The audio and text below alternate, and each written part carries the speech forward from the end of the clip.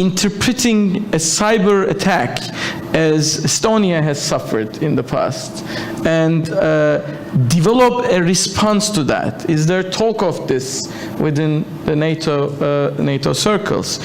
And my question to Ünal Çeviköz is, well, Pavel Bayev referred to this weak link.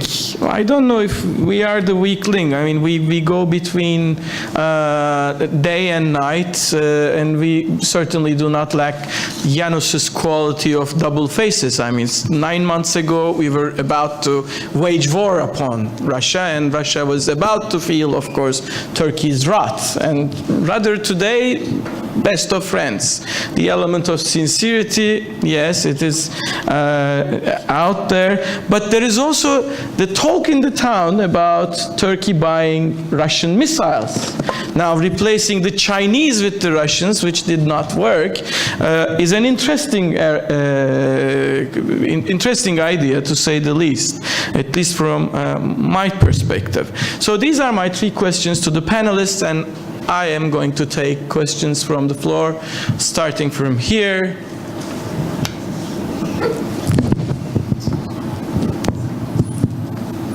I know that Fiona Hill has a question or comment. I am taking note. This is becoming, yeah. Good morning. I'm Fariz Ismailzadeh from Azerbaijan. I want to ask a question about Russia-NATO relationship. Somehow we always think that Russia is aggressive, Russia is assertive. But let's for a moment think about why Russians are behaving like that. I think that Russians are behaving like that because they feel insecure, because of NATO expansion, because of what happened in Kosovo, because of what happened in Iraq. I think that Russians are actually feeling quite insecure about their periphery.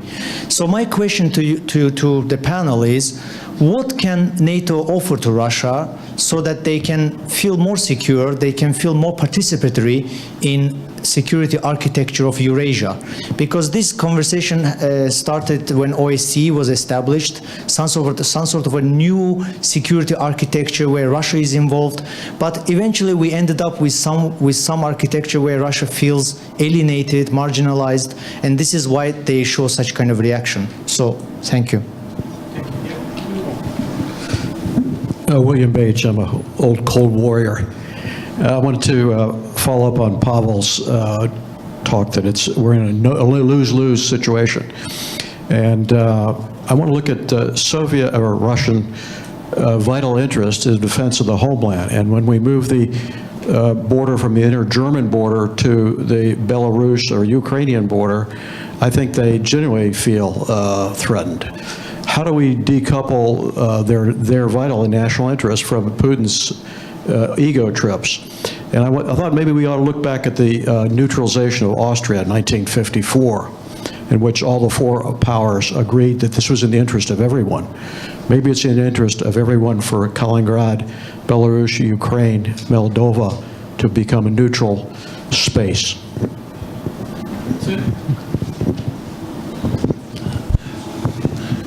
Peter Toxos, Doğuş University. My question will be to Pavel. Actually, it is inspired by a comment that Ahmet made and the conclusion of Pavel. You were talking about cybersecurity, and Pavel talked about areas of cooperation lessening. I recently did research on the European Space Program and wrote an article about it, which allowed me to go into the patterns of conflict and cooperation in outer space. Now, the theory says that in the world, whatever the power balance dynamics are, that is reflected in the space as well. But the picture we really see is completely different. We see Russian Federation cooperating with the United States in the ISS. They are having several different cooperative areas with the European Union, such as usage of the Soyuz rockets and the using of the Baikonur airspace for the European Space Agency activities, whereas the United States is more eager to partner with Russia, but is completely leaving out China from any of their space endeavors, although the picture on Earth seems to be quite different. What would you say about the potential of the science and technology in as a topic of future cooperation between these two elements? And would it be possible to bypass maybe some of these hardcore issues with the new upcoming hardcore issues? I'm saying this especially, and this is my final sentence, because the more and more one studies space politics, the one sees that even now, to think about global current terrestrial politics is impossible without reference to the space politics because of the capabilities, military and the dual-use capabilities that the countries get thanks to their space capabilities. Thank you. I'm in heaven is the answer. And there is this classic song, as I remember it, absence makes the heart ponder. So perhaps there is the answer. Kemal Hoca? Kemal Kirişçi, Ahmet, I was delighted that you directed the question to Ambassador İldem on Russian missiles coming on the heels, how unity among others is amongst the allies of NATO is a must. Ambassador, I feel you and we have two Turkeys that we're facing. A Turkey that you and I, and maybe also Ünal, want to see. And when with Fiona we were in Ankara earlier in the week, we saw in your ministry and also with some of the people we talked to. And then there is another Turkey, That is why we both are now out of the meeting. Yeah. That's why Ahmet's question is very important. And it also links to a point that Ünal made with reference to the energy scene, that if Turkey can adapt, I think the Turkey that you and I and Ünal wish to see would do that adaptation. And lastly, Ünal, you made a reference to Brexit and how I hadn't thought about it. Brexit could create an opportunity for a new security architecture. Now, I agree with that too, but will the other Turkey follow the necessary policies for a united NATO and contribute to the opportunity of restructuring European security? Fiona? Thank you. Unfortunately for our panel yesterday, the starting panel, we had zero opportunity for discussion. So I think there was a lot of lingering misconceptions from the presentations that me and my fellow panelists made. So I'm going to try to clarify a couple of things because these themes were also led here. Pavel, there was not a suggestion that Brexit was going to lead to a similar next 25 years. It was more to raise the theme, as Ünal Çeviköz did, that this is the beginning of a new phase. And it's not one that has to lead to further disintegration, but has opportunities for different integration. If I'd had the chance, I would have said that. So what I want to push out here is the fact that we not just have two Turkeys, as Kemal Hoca is suggesting. We have a duality, maybe a multiplicity in every state that we're looking at right now. I mean, Brexit is a product of exactly the same thing. And this is the point that I was trying to make at the beginning of the panel, and I think that my other panelists were trying to make too, is about the complexities of state situations. Alexander talked about, this narrow conception that has come out in Russian politics about a Ruski mir, a Russian world. And yet from his experience, it's very different from that. There are Russians in different places thinking many different things and having very different experiences, and that we shouldn't just look at everything in these dualities. And this raises a big question then about what our new architecture would look like. Our institutions like NATO and the European Union, and even our own state institutions, have not kept pace with the fast pace of development. And when we're talking about cybersecurity, what are we talking about? Are we talking about this big denial of service or kind of attacks on state infrastructure systems, national grids or governments that would seem to be raised by Estonia, or the attacks on Georgia? We have Ashvili here, and during the standoff with Georgia, the Georgians also experienced these kinds of denials of service or takeover of some of their websites with other content put on. Or are we talking about the kinds of things that we've just seen in the United States with hacking of people's personal email accounts? I mean, that's actually much more likely that the Secretary General of NATO and people like you, Ambassador İldem, could you have your own personal accounts, your Gmail account or your superonline.tr accounts basically hacked and put out into public. Because getting back to Pavel's point about weakness, that is all exploitable. That can basically humiliate the Secretary General, humiliate people like you who have a good standing and a good reputation, and basically make it impossible for you to conduct your ongoing, daily business, and ruin your credibility and your reputation. And how does NATO deal with that? So this is a question when we're thinking of new European security architecture, which I think is absolutely essential at this particular point. We're going to have to think beyond the existing institutions the way that we would trigger an Article 5. Does the hack of the DNC trigger an Article 5, or Colin Powell's personal email and his views about Trump and Hillary Clinton? These are all those kinds of new instruments that we're seeing used, and groups like WikiLeaks and others are complicit in this same space.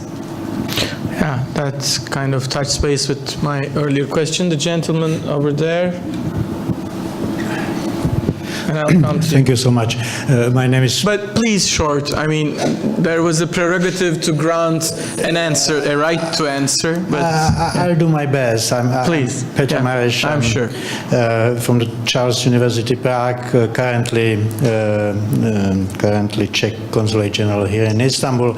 And allow me a short comment, please. It will be very short. And then a question. The comment no problems with short. The comment is about Russian feeling of insecurity. I suggest to be very careful about it. We conducted a research at the end of the 90s in connection with the enlargement of the NATO, the first enlargement, the Czech Republic, Poland and Hungary. And the research proved that the Russian reaction using this insecurity was much more connected to domestic developments in Russia than to the effects of enlargement of NATO. So be very careful about it, because they are very good in using this, and you may remember... Leveraging and being selective. You may remember the George Kennan answer, what we can do to help them not to feel insecure. And my question is about one thing Ambassador İldem touched, and namely, and Fiona too, the Russian offensive in this propaganda field, in information field. We know that it is effective in Central Europe to a certain degree. We know what the targets are. In my country, it's anti-Americanism, it's anti-European Union, it's anti-NATO, and as a positive note is the old feeling of Pan-Slavism and friendship to Russia. My question goes to our Turkish colleagues. Did you identify such a target here in Turkey, and do you feel that this offensive by Russia is having any results here in this country? Thank you. And lastly, one of our PhD students over there to have it. Oh, sorry. Good morning, Çağrı Çevik, PhD student here at Kadir Has, and my question is for Mr. Bayev. And you mentioned the Russians' sincere disregard for collateral damage, but what if that collateral damage become Russian citizens? I mean, during the Chechen problems, this has created some internal discourse. Okay, and I think just one question left, so I'm not going to be the bad guy. You're not. Sergey Glebov, Odessa. I have one question two questions to two ambassadors, actually. The first one goes to Ambassador Chevikos. Just 3 weeks ago, we met each other in Odessa when we were talking about discussing Black Sea security with the George Marshall Fund. I would like to know your comments on my thesis that until now, Russia achieved its maximum in the Black Sea region in terms of own security interests. Do you think that what NATO can do just to preserve the new balance of power in the Black Sea region, which to my mind now is being bipolarized with NATO and Russia on the other side, because Russia does have domination on both Ukraine and Georgia, on the one side, on the other side, just three literal Black Sea states, NATO members, Bulgaria, Romania, and Turkey. So the next step for Russia could be just attacking NATO Black Sea countries, what could be suicidal for Kremlin. Okay, and the second question to Ambassador İldem. You've mentioned Warsaw Summit decisions. Do you think that Romanian initiative to deter Russia in supporting its naval joint NATO so-called initiative, common fleet, including Ukraine, Turkey, Romania, and Bulgaria, is not realistic due to the fact that, to my mind, in this joint group, NATO will never fight for Ukraine, for example, if Russia attacks such a joint so-called NATO fleet. Thank you. Well, one thing that I feel is that I've really have missed a lot by not joining the Odessa meeting, as I was pre-booked for another one in Berlin.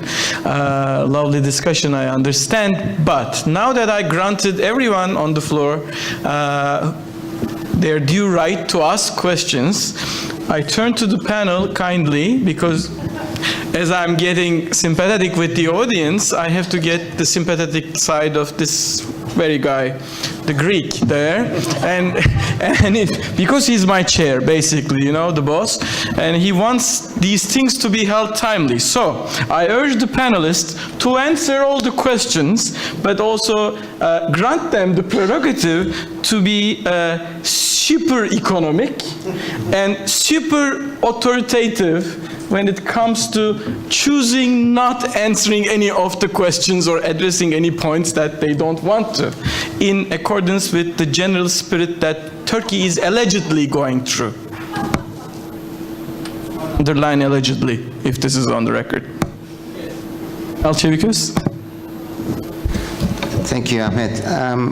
I was present with Fiona Hill last week in another conference in the United Kingdom, and a very prominent Scotsman has told us an experience that he has lived, which was quite interesting, and I think it very much fits into the situation that Turkey is now feeling in the international community. This distinguished Scotsman was on his way to the train station, and he was in a hurry, and he had his ticket to go to Stirling, but just because of the hurry that he had, he apparently went to the wrong train, and although the train was about to start, he had the impression that he was on the wrong one.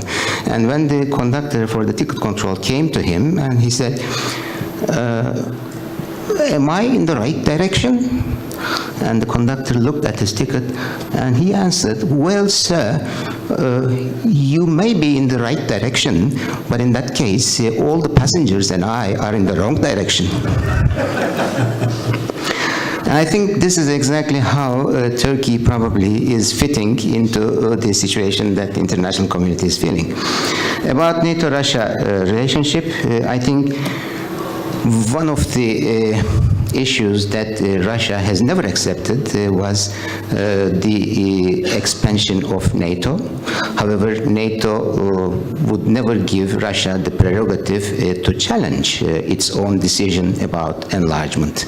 Enlargement was never subject to a veto of Russia, and it was never a decision which could be discussed with any other country other than the NATO countries themselves and the candidate. However, there was a limit to that, and I think probably NATO and the Western community perhaps has gone too far, and that's the reason why I did not use the word insecurity as far as Russia's perceptions are concerned. I used the word intimidation, and Russia perhaps felt intimidated when this enlargement process reached the borders of the former Soviet Union. And that's the reason why we have faced NATO-Georgia war, Russia-Georgia war, and the Russia-Ukraine war. I do not say that Russia is right. I do not say that there is any legitimate explanation to what has Russia done, either in Georgia or Ukraine, but this is something that we have to take into consideration. And now, particularly after Brexit is happening, the new definition of European security architecture has to be very careful. And perhaps for a considerable time in front of us, we have come to the end of open door policy, both in NATO and in the European Union. And this will perhaps lead these countries to focus more in deepening the integration rather than widening the integration. And I have great respect to former Foreign Minister of Georgia, Yeka, who is here. We were trying to find a solution to the Russia-Georgia war in 2008 when she was the minister and I was the deputy undersecretary, and I remember the meetings that we had in Istanbul with Ali Babacan. That was a very critical period. I have much respect to you, Madam Minister, but I see the chances of Georgia becoming a member of NATO not more than the chances of Turkey becoming a member of the European Union.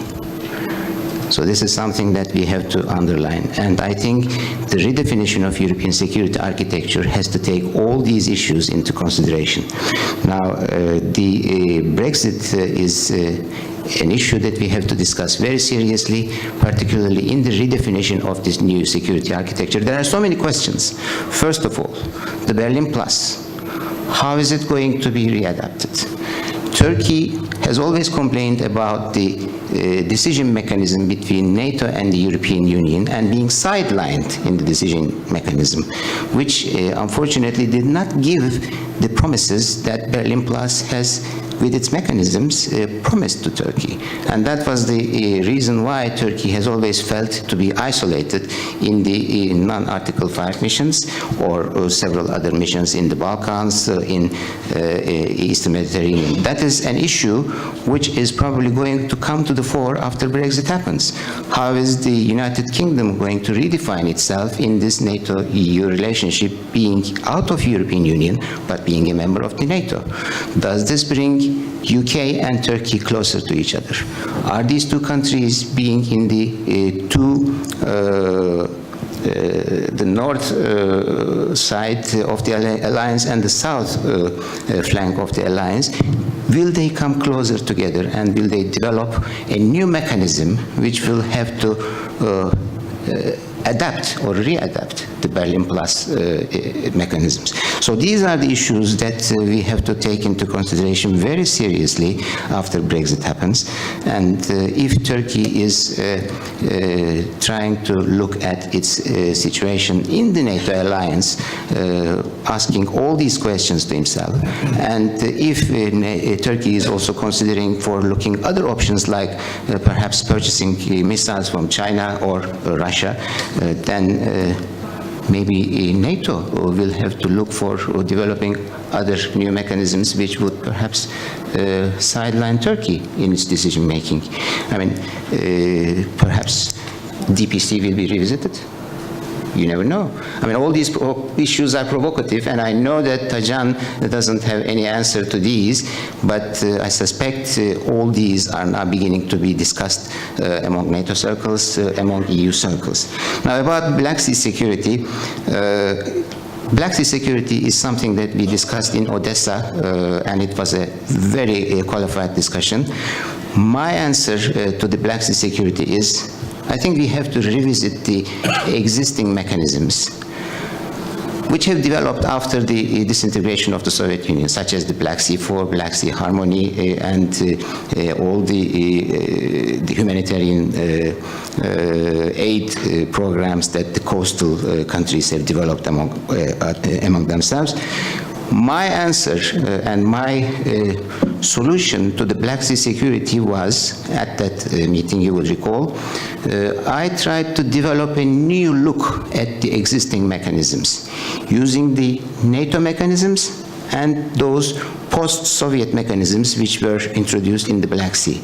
And I said that we should perhaps look at 3 NATO countries, Romania, Bulgaria, Turkey, getting closer together, forming the representation of NATO as an organization, but only among those 3, without allowing the other NATO countries or NATO as an institution to come into the Black Sea.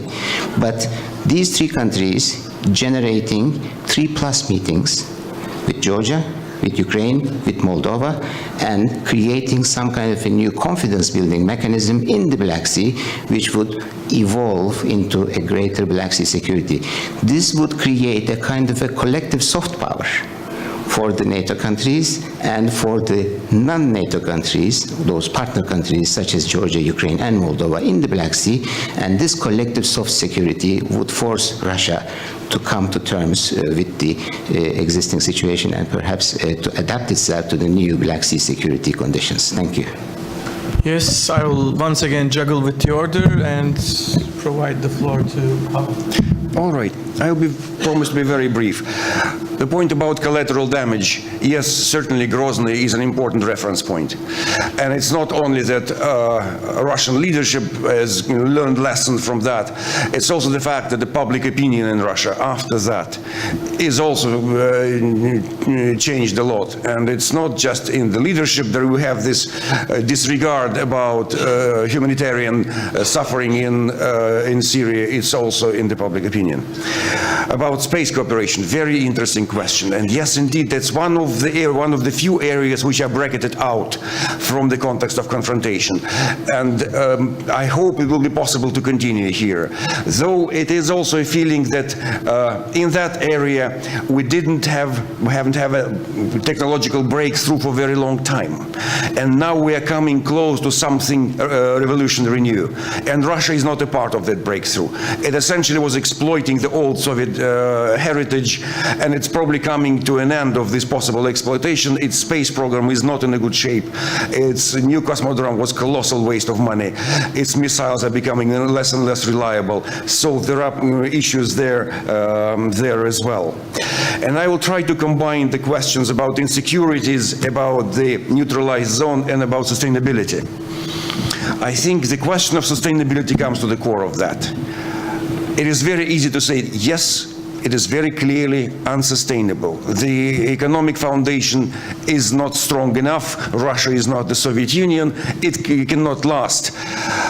How long? That is the key question. And you talk with the economists, with Sergei Alexashenko, I told 2 days ago, and he was generally saying that yes, it is an economic crisis and depression, which is less than many economists predicted. And how long is it going to last?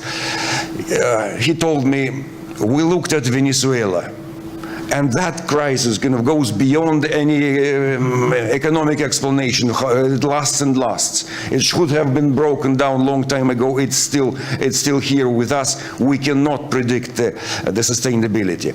But the point is not that the economists cannot and we cannot say how sustainable it is. They in the Kremlin also have no clue. And sometimes they act as if they have all the time in the world, and sometimes their political horizon is tomorrow. And there are some very serious psychological traumas on Putin related back to Dresden and related to every revolution he observed during his tenure, from Gaddafi to Maidan in Kiev. He has no clue. He is extremely nervous about the limit of his own regime. And that is the main source of insecurity. It is not NATO enlargement. It is not demilitarized zone. Listen, the Baltic states were demilitarized, even being NATO member. Did it have any impact on insecurity? His insecurities, his regime's weakness profoundly is about what happened in Moscow in the year 11 and 12, what happened in Kiev and Maidan. These insecurities cannot be alleviated even whatever we do in the neighboring states. That is a source of anxiety and insecurity, and that's what drives Russia's behavior far more than all the generally invented things about NATO enlargement, about Kosovo. Yes, there are disagreements there, but they are already in the past.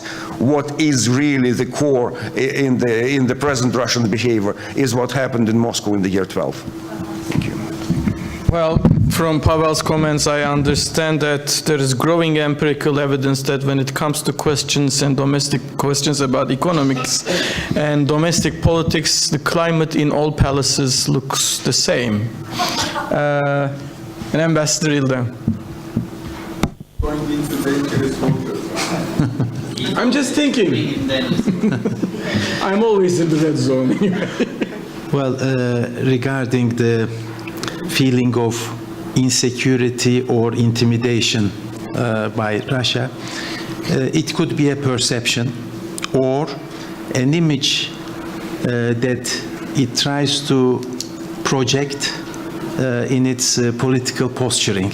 But one thing is clear, and I very much agree with Ambassador Çeviköz when he said in his opening remarks that NATO has adapted itself remarkably in early 1990s in approaching Russia as a strategic partner. First, a potential cooperation partner, but later strategic partner, in the sense that it designed a partnership for peace concept and then created Euro-Atlantic Partnership Council that included Russian Federation, and later on with the founding act we had established a particular relationship with Russian Federation that led to the Rome Declaration in 2002 when NATO-Russia Council was formed, and we put in place cooperative initiatives from civilian to military with a very strong political dialogue. Now, you referred to the insecurity feeling of Russia. Well, I worked at OSCE in the last 5 years, and unfortunately, especially after the annexation of Crimea and aggressive actions in eastern Ukraine, there is no real dialogue taking place in OSCE, and the reason is the protracted conflicts. And we are talking about Nagorno-Karabakh conflict, for instance. And in all these protracted conflicts, there is also a role to be played by major stakeholders, and Russian Federation is included in that. The protracted conflicts also poisoned the environment for any meaningful, purposeful dialogue to take place. It is in the OSCE area. But when it comes to NATO-Russia engagement, we cannot agree with the Russian perception that they have any right of veto for the future enlargement of NATO. We have respected when Ukraine declared that it would have neutral, non-aligned and aligned status, not joining to any security organization. We took it as a given at the time. But later, when they aspired to join NATO, Of course, we have an open door policy, and we have to give a chance to all these countries who aspire with dedication to democratic values and their availability and readiness to contribute with their capacity to contribute to our joint cause of having collective defense and secure environment in the transatlantic area. And there is no agreement reached, as Russia claims that we have had, not to expand to the detriment of the security of Russia. There is no such an agreement. They haven't so far furnished any evidence to that. Therefore, we have to be clear regarding the open door policy, the claimed insecurity or intimidation of Russia by NATO, and we have to put things in the real context and put the record straight. Regarding the views expressed on Brexit, I totally agree with Ünal that it will have an impact on European security and defense policy. And Turkey has been advocating for so long that non-EU allies should be properly involved in the, if not decision-making, and we can't be in decision-making, but decision-shaping of ESDP. And Brexit will bring UK and Turkey aspiring the same objectives during that process. Now, regarding the Black Sea, I think all Ambassador Çevikgöz has said I can subscribe to. In Turkey's thinking, one main consideration was, as Ünal said, regional ownership, the ownership of littoral states, which is very important. But at the same time, there are three littoral NATO allies, Bulgaria, Turkey, and Romania, that can make a very good contribution. And right now, as a follow-up of the decisions of the Warsaw Summit meeting, the tailored assurance measures to Southeast Europe are being developed. And we will have soon the defense ministers meeting on 26th of October, and in December we would have the foreign ministers meeting. In Black Sea discussions, one important consideration should not be forgotten. It is the existence of Montreux Treaty, and this would be also something that should guide all efforts pertaining to arrangements which do exist right now and future arrangements that NATO would take. And one last thing, and I will finish. It is related to cyber and propaganda. These are two areas that NATO is working very hard. After declaring cyber to be an operational domain, work is being intensified, and it is true that the Center of Excellence in Tallinn is making a good contribution or in having a good analysis on that. But there is also a good capacity in different allied countries, which we are pulling together to strengthen and sharpen our ability. On propaganda, I can't say much what impact there is on Turkish public opinion's views and trends. It requires a particular dedicated study. But what I know is that Russia has intensified its efforts in disinformation and propaganda.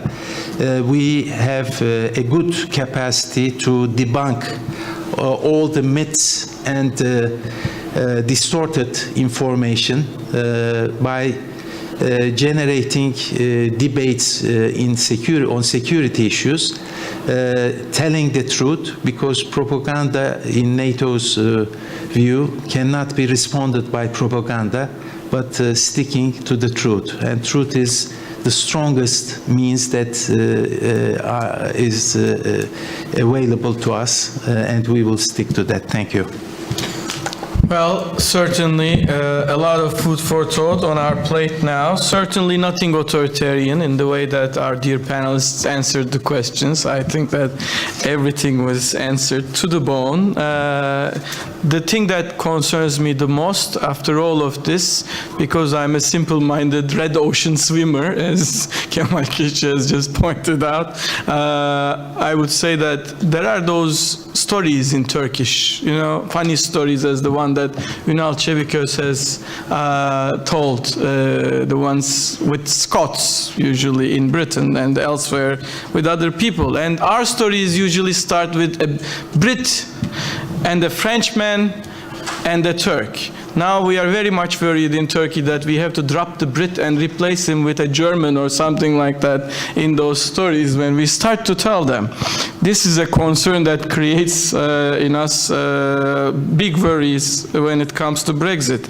And then there will be profound consequences going beyond that, from what I understand of what I hear. So now you can, I think, join me wholeheartedly in thanking our panelists for their insights and for the wealth of information they kindly shared with us so ably. Well, thank you very much.